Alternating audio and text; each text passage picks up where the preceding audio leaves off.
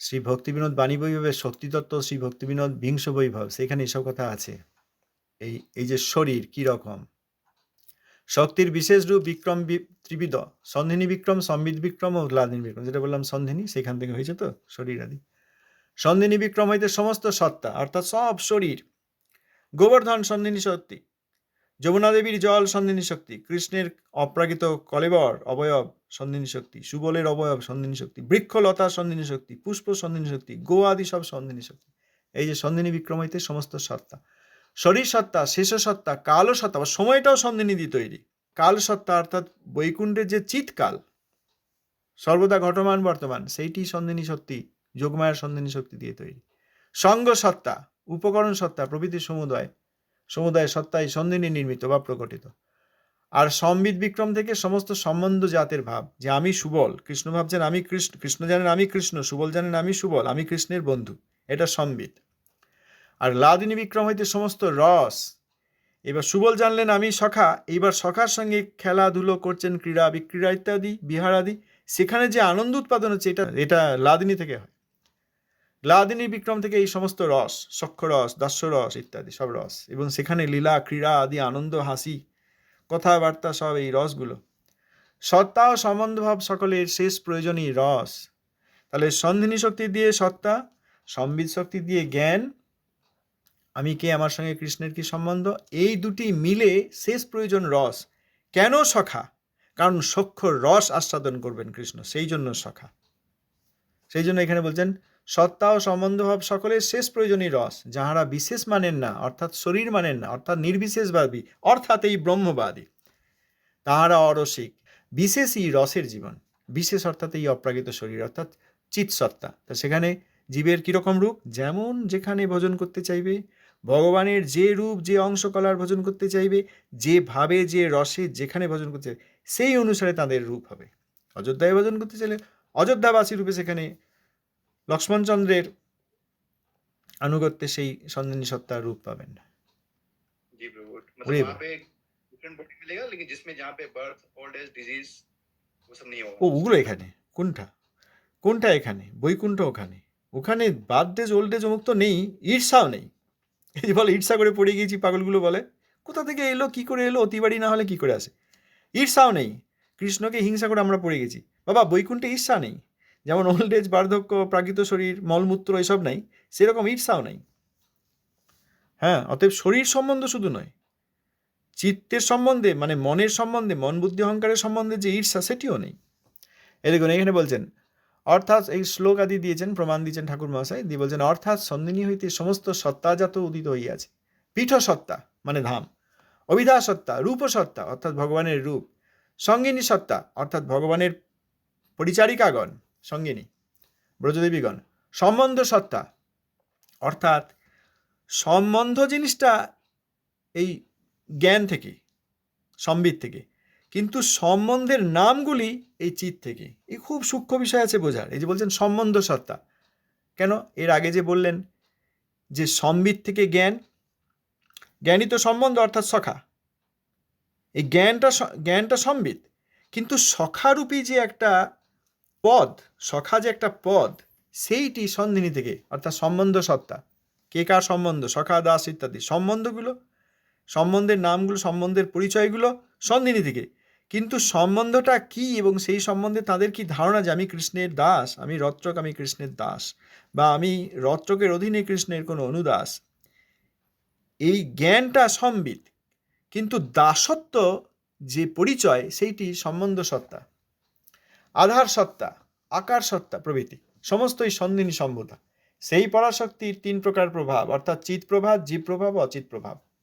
চিৎ প্রভাবটি স্বগত এবং জীব ও অচিত প্রভাবদ্বয় বিভিন্ন তত্ত্বগত।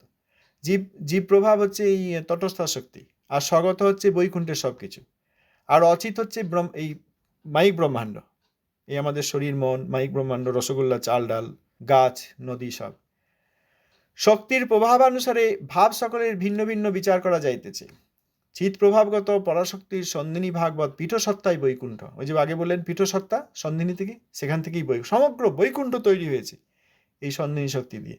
তাহার অভিধা সত্তা হইতে কৃষ্ণাদি নাম, এই যে বললেন অভিধা সত্তা, সন্ধিনী শক্তির পীঠ সত্তা থেকে বৈকুণ্ঠ, সন্দিনী শক্তির অবিধা সত্তা থেকে কৃষ্ণাদি নাম, রূপ সত্তা থেকে কৃষ্ণ কলেবর, ওই যে বললাম যে সন্দিনী থেকে কৃষ্ণ রূপ, কৃষ্ণ কলেবর, কৃষ্ণ অবয়ব। সন্দিনী শক্তির কোন সত্তা থেকে? রূপসত্তা থেকে।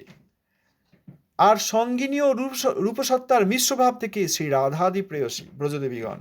কি কি? এই সঙ্গিনী আর রূপসত্তা, এই দিয়ে রাধাদি প্রেয়সী, তাঁরা বিশেষ। সন্দিনী শক্তি হইতে সমস্ত সম্বন্ধের উদয়, এই সম্বন্ধগুলো যে আমি দাস, আমি সখা, আমি মাতা পিতা, আমি প্রেয়সী, এইগুলি সব ওইখান থেকে। সদংশ স্বরূপ সন্দিনী সর্বাধার ও সর্বাকার স্বরূপা, এই সন্দিনী থেকে সব কিছু এসছে। সৎ থেকে সন্দিনী, চিত থেকে সম্বিত, আর লাদিনী থেকে রস, আনন্দ। লাদিনী থেকে আনন্দ। এইখানে এই সন্দিনী শক্তির কি প্রভাব। অতএব যে কথা বলছিলেন উনি, যে জীব যখন নিত্য দাসত্বরূপ কৃষ্ণের দাসত্বরূপ নিত্য ধর্ম প্রাপ্ত হয়ে বৈকুণ্ঠে যাবে, তখন এই সন্দিনী শক্তির প্রভাবে তার নাম হবে, তার রূপ হবে। সন্দিনী সত্তার দ্বারাই তৈরি যেসব পদগুলি রয়েছে, দাস্যপদ, সখ্যপদ ইত্যাদি, বা শান্তপদ, এইগুলি পাবে। এগুলো সব সন্দিনী, এবং রূপটিও সন্দিনী। সেই সখার একটি নাম থাকবে বা দাসের একটি নাম থাকবে, সেও সন্দিনী। সখার রূপ থাকবে, সৌন্দর্য থাকবে, সেও সন্দিনী। আর আমি সখা, এই জ্ঞান থাকবে সম্বিত। সন্দিনী দ্বারা তৈরি নাম, রূপ ইত্যাদি, সম্বিত দ্বারা নিজের ভাব যে আমি কৃষ্ণের কে, আর এই দুটি মিলে লাদিনীর রস অর্থাৎ আনন্দ। প্রাকৃত জগতে যেরকম মহামায়ার সন্দিনী শক্তির সত্তা দিয়ে আমাদের এই শরীরটা তৈরি হয়েছে, যেহেতু বহিরঙ্গা অচিত শক্তি, বহিরঙ্গা মায়া শক্তির দ্বারা, সেই জন্য এই শরীরে এই জন্ম রয়েছে, বার্ধক্য রয়েছে, রোগ রয়েছে, যন্ত্রণা রয়েছে, কিছু সুখ রয়েছে, অনেক দুঃখ রয়েছে, এবং মৃত্যুও রয়েছে।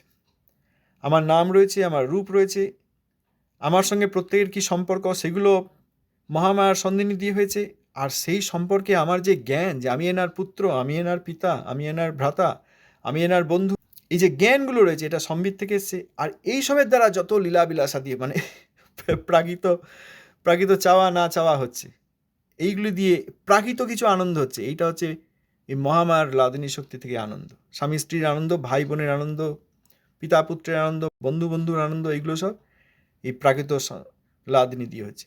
ওই চিৎ জগতের ছায়া। এই জন্য এখানে ঈর্ষা, দেশ ইত্যাদি। আর সেখানে অপ্রাকৃত বলে সেখানে সবসময়ই লাদিনী, প্রকৃত লাদিনী, প্রকৃত আনন্দ, সেবারস আনন্দ, প্রকৃত সেবারস আনন্দ। ওই জন্য পতন নাই। এই পতনবেলা যেসব লোকগুলো, পতন দর্শন, হ্যাঁ, বৈকুণ্ঠ থেকে পতনের দর্শন বলে যেসব লোকগুলো বলে, অতিবারী লোকগুলো, তারা কেন বলছে? কারণ তাদের বৈকুণ্ঠ সম্বন্ধে ধারণা নেই।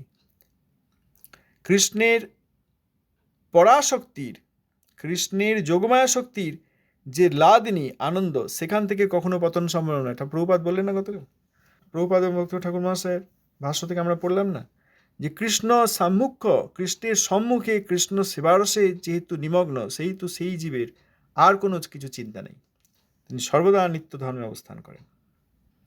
আমার মনে হয় না এইসব কথা কেউ কোনোদিন কোথাও শুনেছেন। হ্যাঁ, কি বলছেন? না না, কোথায় শুনবো?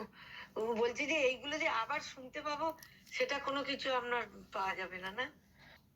হ্যাঁ, ওইটা হলে ভালো হয়। দরকার, ঠিকই বলেছেন। কারণ এইগুলি না জানলে, এইসব তত্ত্ব না জানলে আমাদের মধ্যে প্রাকৃত ভাবনা থেকে যাবে। এই প্রাকৃত ভাবনা থেকেই তো কৃষ্ণকে ইচ্ছা করছে, কৃষ্ণের শরীর ওখান থেকে পতন হচ্ছে, গোপদের পতন হচ্ছে, সখাদের পতন হচ্ছে, এইসব বলছে। সব যত অপসিদ্ধান্তগুলো আসছে কি করে, এগুলো অতিবাড়ি থেকে আসে, আর সর্বনাশটা হয়। সব জায়গায় সর্বনাশটাই ছড়িয়ে, কোথাও ভালো কিছু দেখা যাচ্ছে না, কোথাও ভালো। আবার একটা জিনিস বলি, এই যে এখানে আমি দেখলাম যে অনেক জায়গায় হয়েছে চাতুর্মাসে, দামোদর ব্রতে, ওই রকম যশোদা মায়ের একটা মূর্তি করে, কৃষ্ণের মূর্তি করে, উদুকুলে বাঁধা আছে, সব আলো বন্ধ করে দাও, এবার প্রদীপ জ্বালিয়ে প্রদীপ ঘোরাও। কারণ আমরা বদ্ধ জীব, আমরা এইগুলো আবার সামনে চোখের হাতে হাতে প্রদীপ থাকে, প্রদীপটা ঘুরবে, অন্ধকার, দারুণ একটা ভাবনা হবে, যেন গোকুলে পৌঁছে গেছি, ব্রহ্মাণ্ড ঘাটে পৌঁছে গেছি। তা কিন্তু নয়।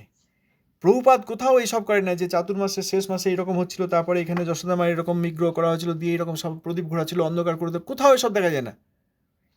কান ছাড়া ভগবত দর্শনের উপায় নেই। তার মানে কি?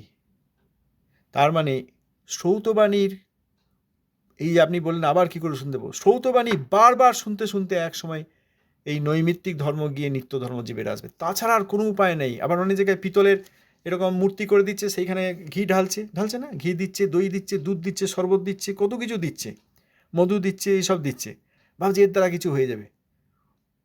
ওরকম করে হয় নাকি? তাহলে তো প্রভুপাত করতেন যে এখানে একটা বিগ্রহ রাখছি, এটা যে কেউ ভিজিটার এসেও সবাই যাত্রীরা এসেও করতে পারবেন, করুন আপনারা কৃষ্ণের সেবা। করেননি তো, কেবল বাণী, কত কেবল বাণী, কত সব হ্যাঁ কেবল বাণী। আমাদের এই জড় চিন্তা ভাবনা, আমরা নিজেদের জড় জগতেরই চিন্তা ভাবনা নিয়ে চাপাচ্ছে আর কি। হ্যাঁ এই রকম যেগুলো করা হচ্ছে না, যে বিগ্রহ করে দেওয়া হচ্ছে, তারপর অন্ধকার করে দিয়ে প্রদীপ ঘুরিয়ে দেওয়া হচ্ছে, এইগুলো সব খুব মোহিত হয়ে কি দারুণ একটা মানে অলৌকিক একটা ভাব এসে সেই সময়ে, এইটা মনে করছেন। এইগুলো প্রাকৃত ভাব ছাড়া কিছুই নয়। এইভাবে না তো আমাদের আচার্যগণের সম্মুখে যাওয়া যায়, না তো বৈকুণ্ঠে বা গোলকে বা গোকুলে বা ব্রহ্মাণ্ড ঘাটে যাওয়া যায়। একমাত্র শ্রবণের দ্বারা যখন এই আমাদের প্রাকৃত ধারণা সব দেখছেন, এত কথার পরেও আমাদের এত চিন্তা, এত প্রশ্ন, এত মিসকনসেপশন কেন? ভালো, প্রশ্নগুলো দরকার, কিন্তু আসছে কোথা থেকে? কারণ আমরা এখনও বুঝতে পারছি না। সব ক্লিয়ার হতে হবে, সব বুঝতে পারতে হবে। কেমন ব্রজধাম একদম অন্তর থেকে বুঝতে পারতে হবে। এখানকার ধারণা নিয়ে ব্রজধাম বোঝা যাবে না। দ্বারকা ধাম কেমন সেখানেও বুঝতে পারতে হবে। যারা ব্রজের ভজন করেন তারা দ্বারকাও জানেন, তারা মথুরাও জানেন। মথুরায় সেখানে কৃষ্ণের রূপ কেমন, বলরামের রূপ কেমন, সখাগণ কেমন, সেখানকার পার্শ্বদগণ কেমন, কেন মথুরা দ্বারকা থেকে উপরে? দ্বারকায় 16,108 জন মহিষী রয়েছেন। কৃষ্ণ তো মথুরায় বিবাহ করেননি, দ্বারকায় আসার পর বিবাহ করেছেন, তবুও মথুরা স্থান দ্বারকার উপরে কেন? দ্বারকায় সমঞ্জসা ভাবময়ী মহিষীগণ রয়েছেন, আর মথুরায় সাধারণী ভাবময়ী কুবজা রয়েছেন। সাধারণীর উপরে সমঞ্জসা, তার উপরে সমর্থা, তাহলে সমঞ্জসা রতিময়ী মহিষীগণ, রানীগণ, আর এদিকে সাধারণী বৃত্তিযুক্ত কুবজা, কেন সেই মথুরা স্থান উপরে? এইগুলিও জানতে হবে। অযোধ্যা জানতে হবে, বৈকুণ্ঠ, বিভিন্ন বৈকুণ্ঠ জানতে হবে, মহাসংকর্ষণ জানতে হবে, সিদ্ধলোক জানতে হবে, ব্রহ্মলোক জানতে হবে, বিরজা জানতে হবে, কারণোদকশায়ী বিষ্ণু জানতে হবে, মহাবিষ্ণু জানতে হবে, আবার এদিকে গর্ভোদকশায়ী বিষ্ণু জানতে হবে, ক্ষীরোদশায়ী বিষ্ণু জানতে হবে, আবার এই প্রাকৃত জগতের যত এই সন্ধিনী সম্বিত লাদিনী এটাও জানতে হবে, আবার অপ্রাকৃত জগতের সন্ধিনী সম্বিত লাদিনী জানতে হবে, সব জানতে হবে। তাই এইগুলো কি অন্ধকারে প্রদীপ ঘুরিয়ে দিলে হবে? আর সামনে কারা? সামনে বৈষ্ণব অপরাধীদের ডিপো, বলে না রোগের ডিপো, আমার শরীরটা রোগের ডিপো, সেরকম বৈষ্ণব অপরাধীদের ডিপো। বাইরে বেশ, বাইরে বেশ ধুনো ঘোরাচ্ছে, আরতি করছে, আর যত ভিতরে বৈষ্ণব অপরাধ, প্রভুপাদ বিরোধিতা, প্রভুপাদের সিদ্ধান্তের বিরোধিতা, প্রভুপাদের শিষ্যগণের বিরোধিতা, যারা প্রকৃত শিষ্য শুদ্ধ বৈষ্ণব তাদের বিরোধিতা, মনের মধ্যেই সব রয়েছে। আর সামনে গিয়ে এরকম ধুনো ঘুরিয়ে দিচ্ছে, আর লোকেরা অন্ধকার করে প্রদীপ ঘুরিয়ে দিচ্ছে, আর ভাবছে দারুণ একদম বিরাট উৎসব হয়েছে। বৈষ্ণব অপরাধীরা অতিবাড়ি আর সহজিয়াদের সঙ্গে প্রতিযোগিতা করছে, আউলেরা বাউলের সঙ্গে প্রতিযোগিতা করছে, আর আমরা সেখানে ঢুকে পড়েছি। বাহ, কি যে দারুণ উৎসব হলো। হ্যাঁ, কি বলছেন? বলছি ওদের ভিতরে একটু ভক্তিনের জ্ঞানও নেই কারোরই, ওদের মানে কার? হ্যাঁ। কারোরই। আমরা আজকে ভক্তিবিনোদ ঠাকুর এবং প্রভুপাদের প্রকৃত সিদ্ধান্ত বলতে পারেন এরকম ব্যক্তি পাওয়াই যাচ্ছে না তো আজকাল। আর সৌতপন্থাটা কোথায়? সৌত শ্রবণ বস্তু, এই যে শব্দ, অপ্রাকৃত শব্দ পাবো কোথায়? ওই জন্যে সব কেউ প্রদীপ ঘুরিয়ে দিচ্ছে, কেউ ধুনো ঘুরিয়ে দিচ্ছে, কেউ অন্ধকার করে দিয়ে এরকম একটা করে দিয়ে দারুণ একটা ভাব তৈরি করছে মনের মধ্যে। সৌতবাণী নেই। প্রভুপাদের ব্যাস পূজায় শিষ্যগণ ভাষণ দিতেন বাংময়ী পুষ্পাঞ্জলি। বাংময়ী মানে বাকযুক্ত ময়ী সন্ধি করলে বাংময়ী, অর্থাৎ বাক্যের দ্বারা, অপ্রাকৃত বাক্যের, শ্রদ্ধাযুক্ত বাক্য দ্বারা প্রভুপাদের চরণে পুষ্পাঞ্জলি দিচ্ছেন। কিভাবে? বাক্যের দ্বারা। আর প্রভুপাদ কি করছেন? কি হাতটা সবার মাথায় গিয়ে ঠেকিয়ে দিয়ে আসছেন, না জল ছুটিয়ে দিচ্ছেন? না, তিনি বাংময়ী প্রত্যভিভাষণ দিচ্ছেন, সবই শব্দের দ্বারা, অপ্রাকৃত শব্দের দ্বারা। সেইটিই আজকে নেই। ওই জন্য এই প্রদীপ ঘোরানো, বলুন তো আমি কতটা মধু দেবো, বলুন তো সেখানে তুলসীর উপরে চন্দন কোন দিকটায় দেবো? এখন অনেকে জিজ্ঞেস করে যে আমার না অর্চন সম্বন্ধে একটু জানার আছে, কীরকম? না, এই চন্দন তুলসীটা দিয়ে ভগবানের চরণে কীভাবে দেবো? ধ্যানে দেবেন প্রথমে, যে এইসবে এত আদর করবেন না, আগে অপ্রাকৃত শব্দ শুনুন। এটা প্রথম, কান দ্বারা ভগবান দর্শন হয়। হ্যাঁ, অর্চনাদি আছে, ভজনের অঙ্গ আছে, ঠিক আছে, হবে, আগে কান দিয়ে শুনুন, তারপর তো অর্চনা হবে। গিয়ে মন্দিরে ঢুকে গিয়ে বসে গিয়ে আসনে বসে আচমন করে চরণে তুলসী দিলে ভগবান নেবেন নাকি? আমার এই প্রাকৃত হাত ভগবানের চরণে পৌঁছায় নাকি? এই ধারণা যতক্ষণ আছে ততক্ষণ হয় নাকি? সেরকমই বৈষ্ণব বিদ্বেষ, প্রভুপাদ বিদ্বেষ, প্রভুপাদের সিদ্ধান্তের বিরোধ, প্রভুপাদের শিষ্যগণের বিরোধ, সেইখানে গিয়ে তারা ওই ধুনো দিচ্ছেন, আরতি দিচ্ছেন, আমিও অন্ধকার করে দুটো প্রদীপ ঘুরিয়ে দিলাম, ধন্য হয়ে গেলাম। এগুলো বন্ধ করুন, এইগুলোর দ্বারা তো সব বৈষ্ণব অপরাধ হচ্ছে। এইরকম হয়। এরকম একটা উৎসব হয়, তারপরে সেখানে সব যোগ দেয়, আর যত ওই আবার অপসিদ্ধান্তগুলো ফিরে ফিরে আসে। এর আগে যতটুকু বুঝেছিল ওই একবার ওই দুঃসঙ্গ করতে গিয়ে উৎসবে গিয়েছি, কেন উৎসবে যাব না, ব্যাস পূজায় যাব না, পরিক্রমায় যাব না, কৃষ্ণ জন্মাষ্টমীতে যাব না, হ্যাঁ যাবেন, দিয়ে দুঃসঙ্গ করবেন, কোথায় যাচ্ছেন, এইগুলো বুঝতে পারে না, সেইগুলো করে আসে, দিয়ে আবার এই যতটুকু বা কিছু কয়েকজন মাত্র যতটুকু বা শুনেছিল সেইটা সর্বনাশ করে দিয়ে ফিরে আসে। সকলেই অপ্রাকৃত শব্দের দ্বারা আগে যুক্ত হবে, তারপর তো অর্চন করবেন। অর্চনে ভূত শুদ্ধি করতে পারবেন, নাম বিপ্র নচ নরপতির বলতে পারো, মুখে মুখস্থ করে অনেকেই বলতে পারেন, কিন্তু আমরা এই ভূত শুদ্ধি করতে পারবো না? হলে ভগবানের মন্দিরে ঢুকছি বলে অহংকার করছি, কিন্তু তাতে তো অপরাধী হচ্ছে, যে আমি প্রাকৃত শরীর নিয়ে ঢুকে গেলাম, প্রাকৃত হাত দিয়ে তুলসীও একটি পাতা প্রাকৃত, আর এই প্রাকৃত বিগ্রহে গিয়ে ঠেকিয়ে দিলাম, এইভাবে অর্চন হয় নাকি?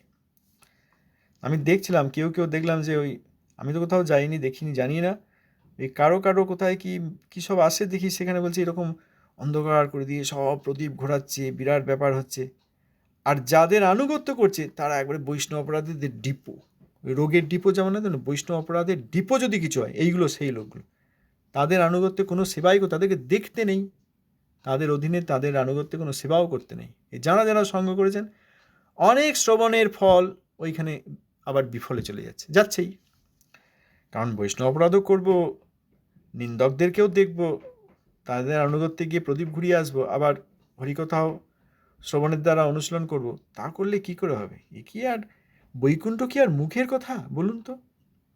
বদ্ধজীব আমরা, আমাদের জন্য বৈকুণ্ঠ কি মুখের কথা? এর জন্য কত সাধনা, মানে যে কত কিছু এলিমিনেট, সাধনা মানেই এলিমিনেশন, প্রসেস অফ এলিমিনেশন।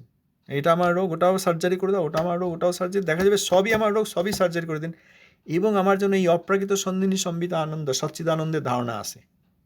আচ্ছা, ধন্যবাদ, প্রণাম, অনেক সময় হয়ে গেল। जय प्रभु। बृहद भागवत अमृतमृत में मिलेगा सर ना, जो हमने बताया? हाँ, मिलेगा। ठीक है, कभी सौभाग्य होगा तो आपके मुख से सुन लेंगे। धन्यवाद। जय प्रभुपाद। आज ही पढ़ना था। जय प्रभु।